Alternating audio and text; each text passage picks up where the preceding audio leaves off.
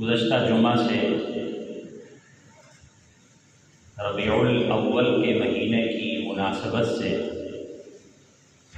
سیرت النبی صلی اللہ علیہ وسلم کے مختلف پہلوؤں کے حوالے سے گفتگو شروع کی ہے، تو انشاءاللہ آئندہ بھی یہ گفتگو ہماری چلتی رہے گی۔ گزشتہ جمعہ ختم نبوت کے حوالے سے گفتگو کی تھی، اور آج کے جمعہ کے بیان میں اطاعت و اتباع رسول اللہ صلی اللہ علیہ وسلم پر ہم انشاءاللہ بات کریں گے۔ اللہ رب العزت سے دعا ہے کہ مجھے حق بات حق طریقے سے اخلاص سے کہنے کی، ہم سب کو اس کو صحیح طریقے سے سمجھنے کی اور عمل کرنے کی اللہ توفیق عطا فرمائے۔ آج 8 ربیع الاول ہے۔ ربیع کا معنی ہوتا ہے بہار، تو ربیع الاول کا معنی پہلی بہار۔ تو عرب میں یہ مہینہ عام طور پر اس موسم میں آیا کرتا تھا جب موسم بہار شروع ہوتا ہے، تو انہوں نے اس مہینے کا نام ربیع الاول رکھا، اور جناب رسول اللہ صلی اللہ علیہ وسلم کی ولادت باسعادت بھی اسی مہینہ ربیع الاول میں ہے۔ موسم بھی بہار، مہینہ بھی بہار، اور سرکار دو عالم صلی اللہ علیہ وسلم کی آمد بھی بہار کی بہار، کیونکہ آپ علیہ الصلوۃ والسلام کی آمد شریفہ سے پہلے دنیا میں ظلم و ستم تھا، بربریت تھی، انسانیت نام کی چیز نہیں تھی، قتل و غارت تھی، بد اخلاقیاں تھیں، اور انسانیت جہنم کے کنارے پر پہنچ چکی تھی، اللہ سے بہت دور چلے گئے تھے، معبودان باطلہ کو پوجنا شروع ہو گئے تھے، ہر گھر صنم خانہ تھا، اور بیت اللہ شریف کا منظر بھی ایسا ہی تھا کہ انہوں نے اللہ کے گھر میں بھی بتوں کو رکھا تھا۔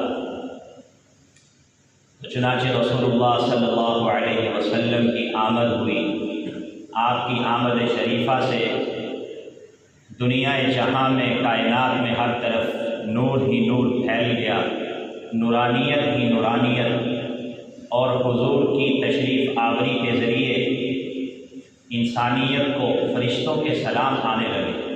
ایک شاعر نے کیا خوب کہا کہ حضور آئے تو سر آفرین چھپا گئی دنیا، اندھیروں سے نکل کر روشنی میں آ گئی دنیا، ستے چہروں کا زنگ اترا، بجھے چہروں پہ نور آیا، حضور آئے تو انسانوں کو جینے کا شعور آیا۔ تو رسول اللہ صلی اللہ علیہ وسلم کی آمد شریفہ کے جو مقاصد ہیں، اس میں سب سے پہلے نمبر پر کہ آپ صلی اللہ علیہ وسلم پر ایمان کامل ہو، آپ کی رسالت پر، آپ کی ختم نبوت پر، اور جناب رسول اللہ صلی اللہ علیہ وسلم کی عظمت، آپ کا ادب و احترام، آپ کی محبت دنیا جہاں کی ہر چیز سے بڑھ کر ہو، اور آپ صلی اللہ علیہ وسلم کی اتباع ہو، آپ صلی اللہ علیہ وسلم کی اطاعت ہو۔ یہ حضور صلی اللہ علیہ وسلم کی آمد کے مقاصد میں سے۔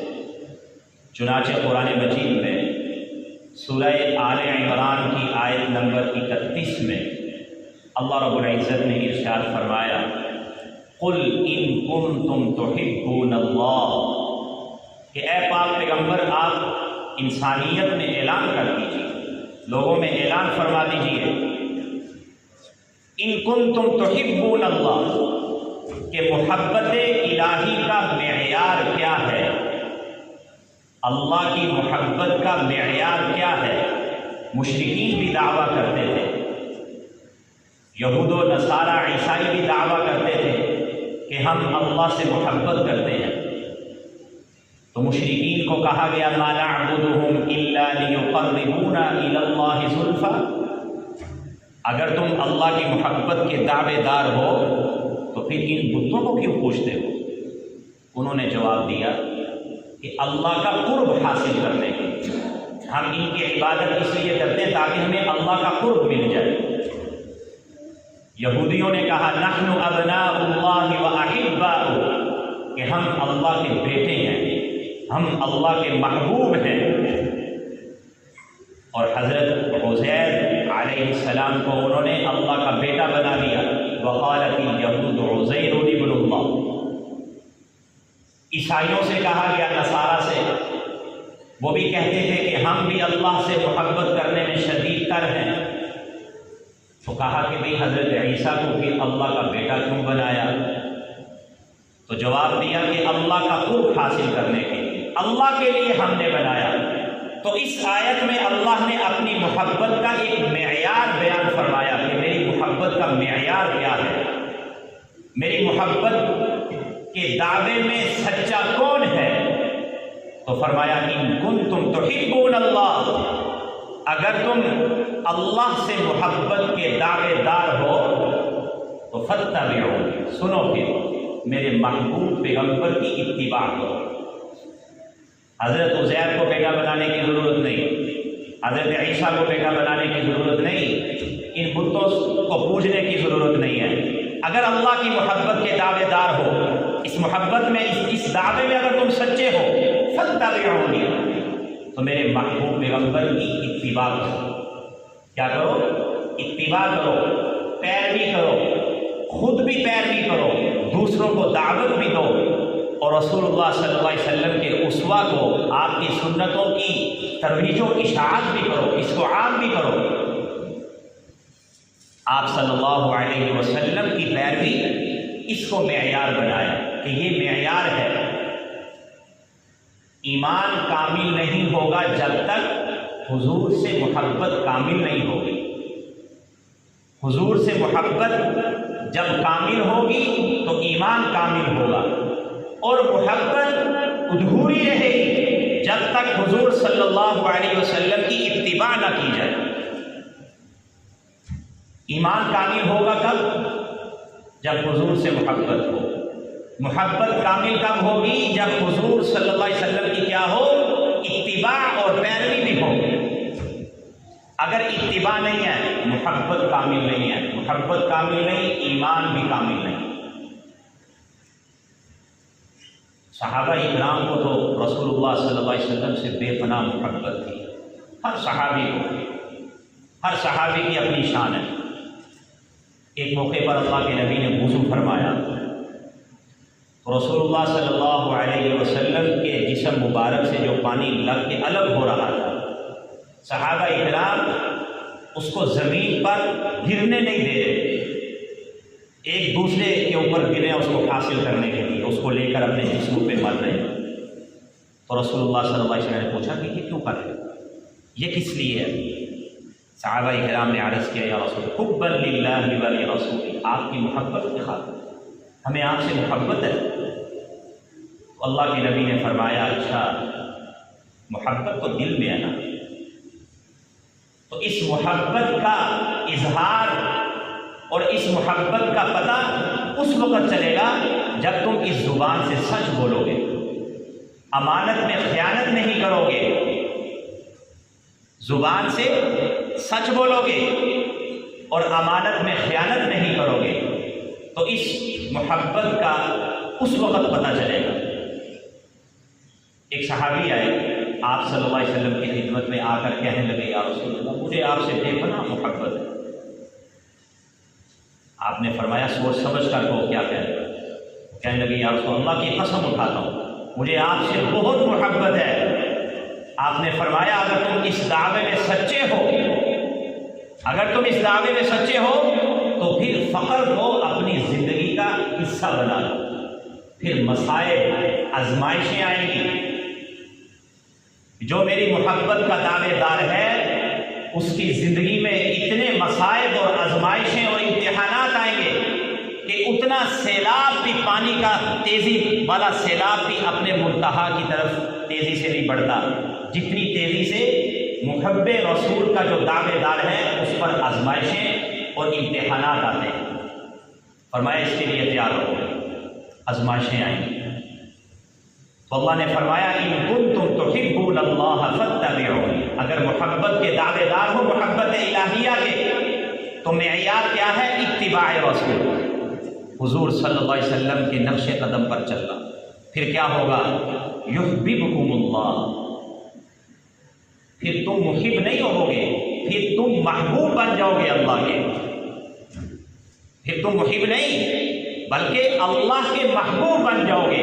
وَيَغْفِرْ لَكُمْ ذُنُوبَكُمْ، اور اللہ تمہاری لفظیشوں کو معاف فرما دے۔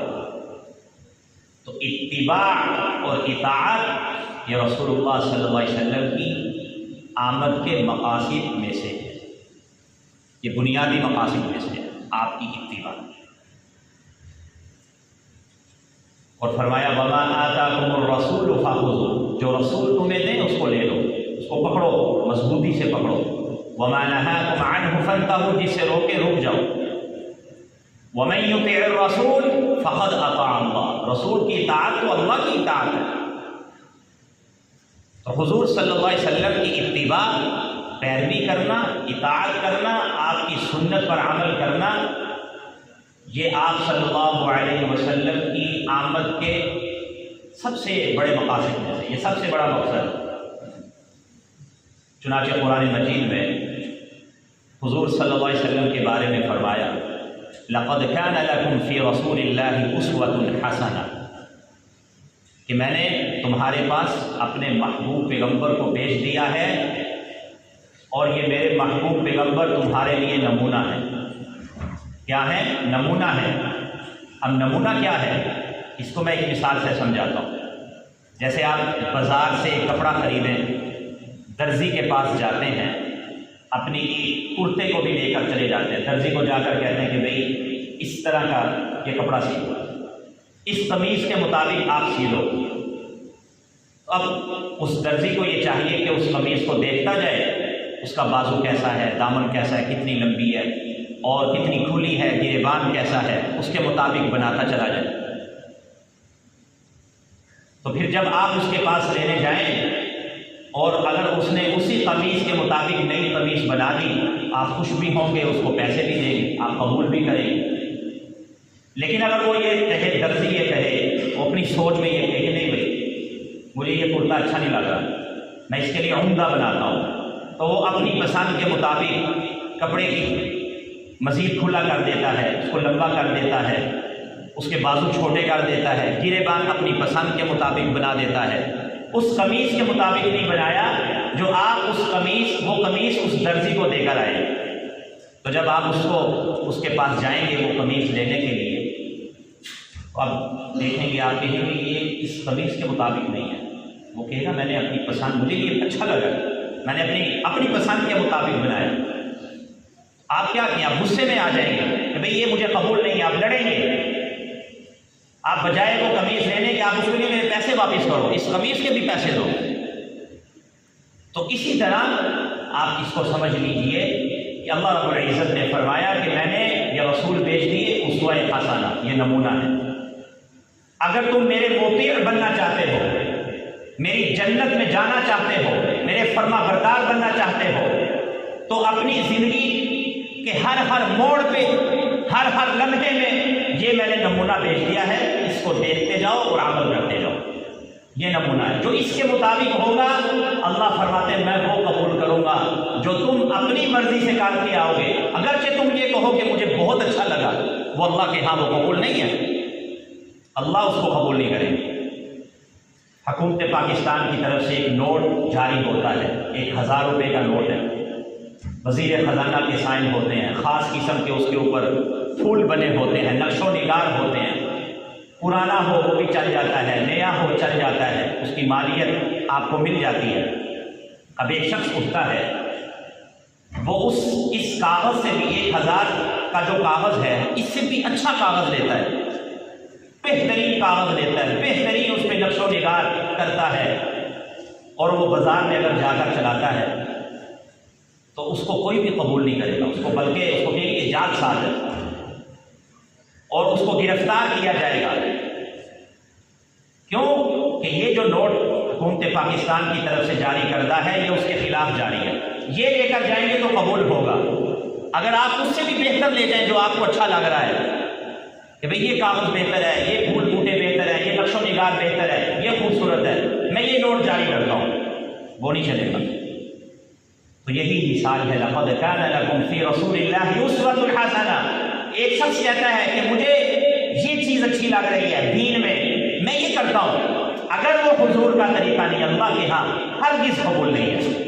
مثال کے طور پر اذان کے کلمات ہیں، آخری کلمہ ہے لا الہ الا اللہ، اذان ادھر ختم ہو جاتی ہے۔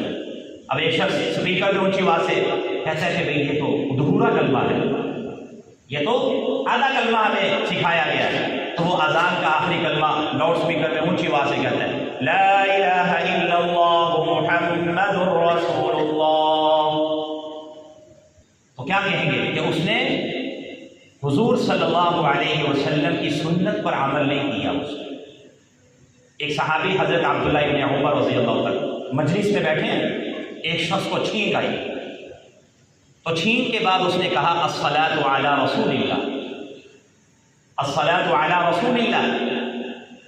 تو حضرت ابن عمر رضی اللہ عنہ نے فرمایا کہ میں بھی کہتا ہوں الصلاۃ علی رسول اللہ، اس کا ممکن تو نہیں، لیکن حضور کا یہ طریقہ نہیں کہ جب چھینک آ جائے اس کے بعد جو حضور نے ہمیں سکھلایا علمنا رسول اللہ صلی اللہ علیہ وسلم، وہ کیا ہے؟ الحمدللہ کہو، الحمدللہ رب العالمین کہو، الحمدللہ علی کل حال کہو، یہ کہو حضور کی اس موقع پر یہ سنت ہے، یہ کہو۔ تو یہ ہے لقد کان لکم فی رسول اللہ اسوۃ حسنہ، کہ اللہ فرما رہے ہیں میں نے تمہارے لیے اپنے محبوب پیغمبر کو بھیج دیا اسوہ بنا کر۔ کوئی بھی عمل کرنا ہے، وہ سیاست ہے، عبادات ہے، صرف مسجد کی حد تک نہیں ہے، نماز کی حد تک۔ اب تو ہم عبادات میں بھی اپنی مرضیوں کو لے آئے ہیں کہ مجھے یہ اچھا لگتا ہے، مجھے یہ اچھا لگتا ہے۔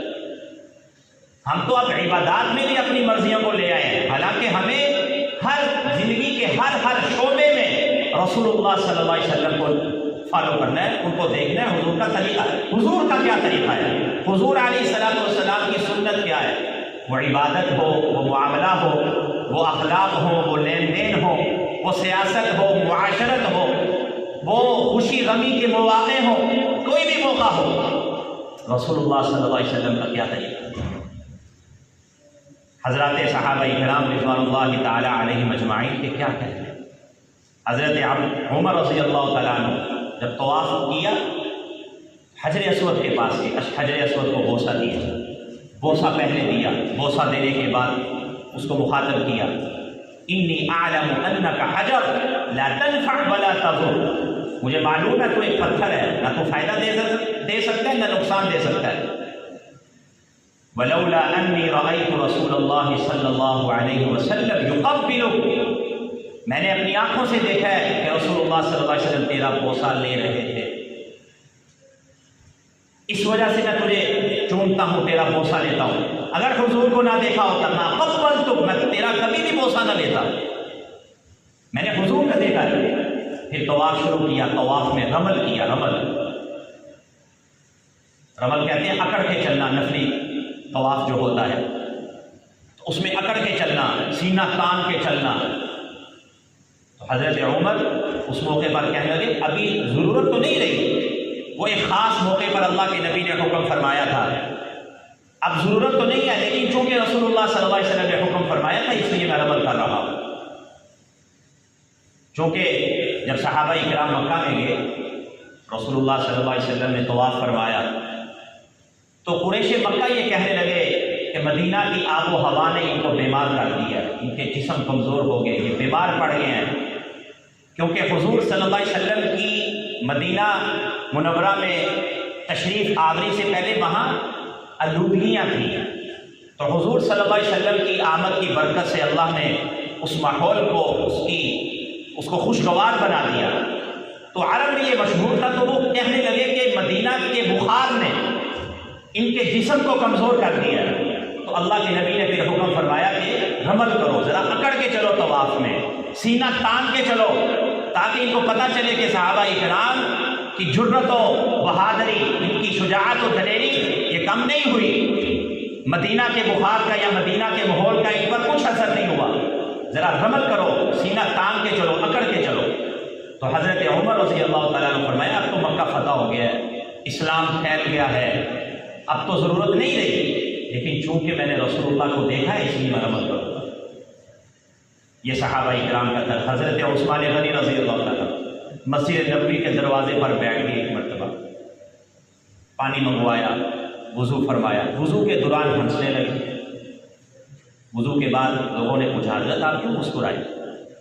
کہ رسول اللہ صلی اللہ علیہ وسلم کو میں نے ایک مرتبہ دیکھا تھا، پانی منگوایا، وضو فرمایا، وضو کے دوران ہنسے، تو میں نے سوچا کہ رسول اللہ صلی اللہ علیہ وسلم کی اس سنت کو زندہ کروں، تو حضور بھی مسکرائے تھے، میں بھی مسکرا دی۔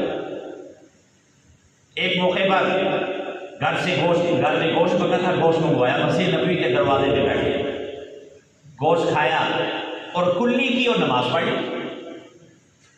کلی کر کے یہ پورا وضو نہیں کیا، وضو تھا پہلے سے، تو کھانا کھانے کے بعد، گوشت کھانے کے بعد کلی کی اور نماز پڑھی۔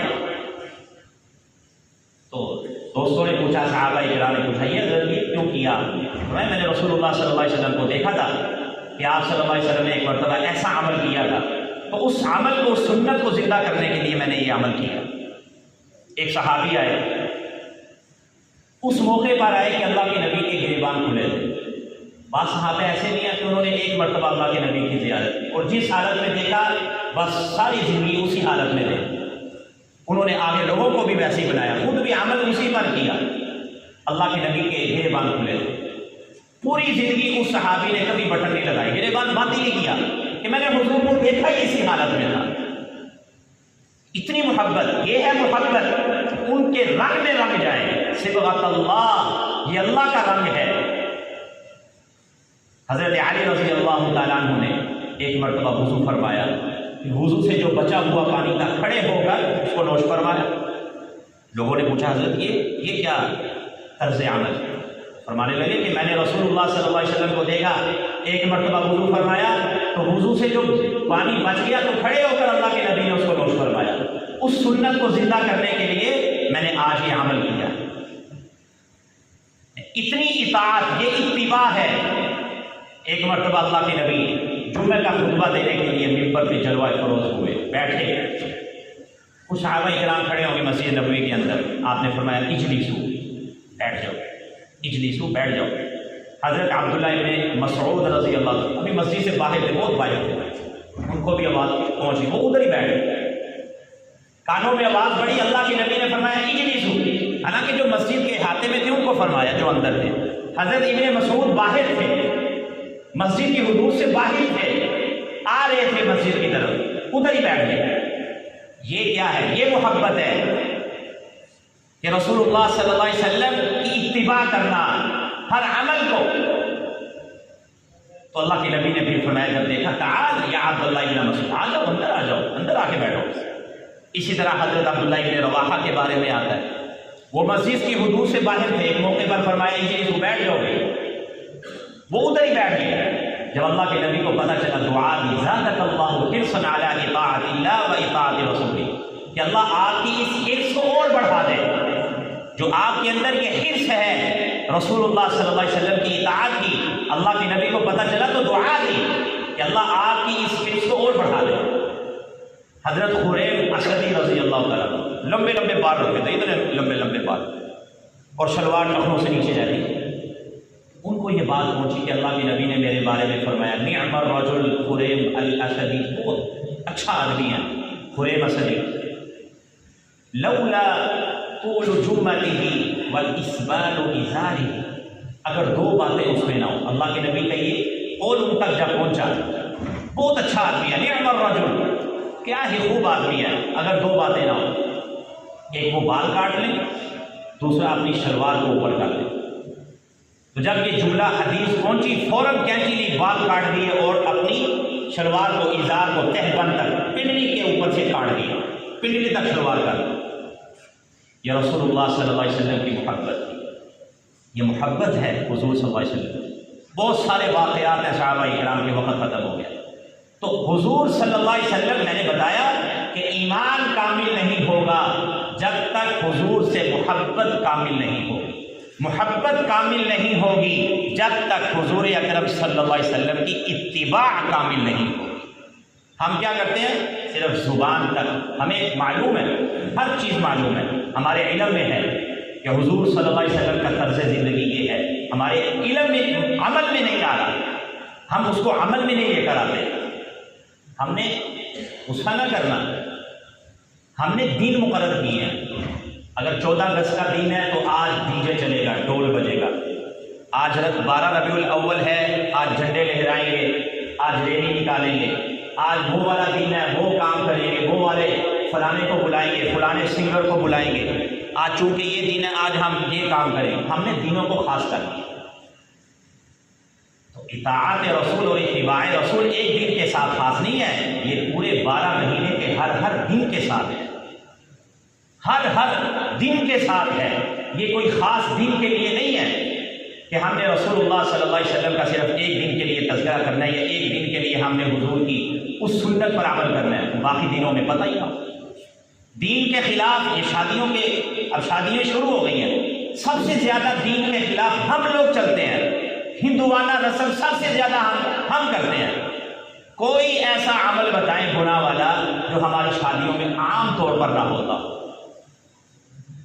تو بھئی محبت کا دعویٰ تو جیسے میں نے یہ آیت پڑھی اس وقت ہم اس میں سچے ثابت ہوں گے جب ہم اس کے تقاضوں کو پورا کریں گے، اور تقاضا کیا ہے کہ رسول اللہ صلی اللہ علیہ وسلم کی اتباع کریں۔ تو ربیع الاول کے مہینے کا پیغام یہی ہے کہ رسول اللہ صلی اللہ علیہ وسلم کی سنتوں کو، آپ کے طریقوں کو ہم اپنی زندگیوں میں لے کر آئیں، اپنے گھروں میں لے کر آئیں، اپنی اولاد میں لے کر آئیں۔ اللہ رب العزت سے دعا ہے مجھے بھی آپ حضرات کو بھی ان باتوں کو سمجھنے کی، عمل کرنے کی اللہ توفیق عطا فرما دیں۔ وآخر دعوانا ان الحمد للہ۔